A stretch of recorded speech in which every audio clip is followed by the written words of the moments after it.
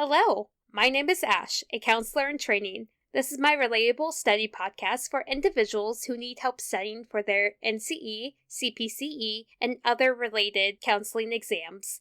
I'm going to go through many questions from multiple resources and make the answers relatable to both you and me. So get your listening ears on and let's get studying.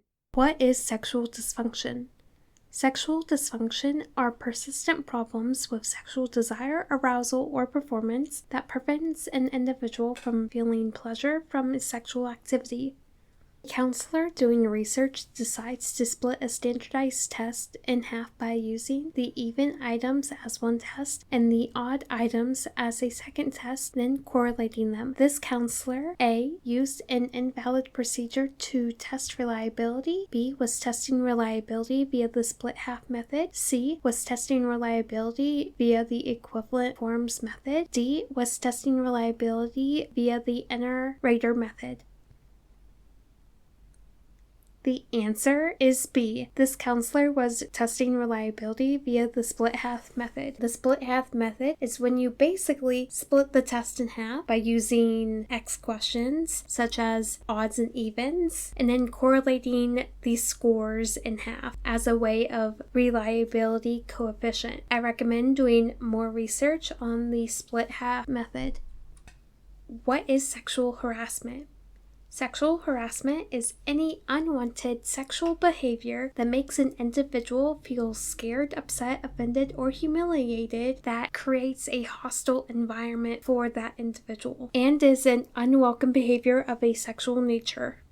After only 10 minutes in a marriage counseling session, the wife walks out of the room. What would the counselor's most appropriate response be? A. Cancel this session and meet with them when they can be in a room together. B. Convince her to come back into the office. C. Meet each client individually to process their emotions about their marriage. D. Encourage the client to accept accountability for their actions. The answer is C. Meet each client individually to process their emotions about their marriage is the appropriate response that a counselor shall take because there may be unprocessed emotions with both the wife and the husband. And being able to process those first can eventually bring them back together for the couple's counseling. What is sexual identity?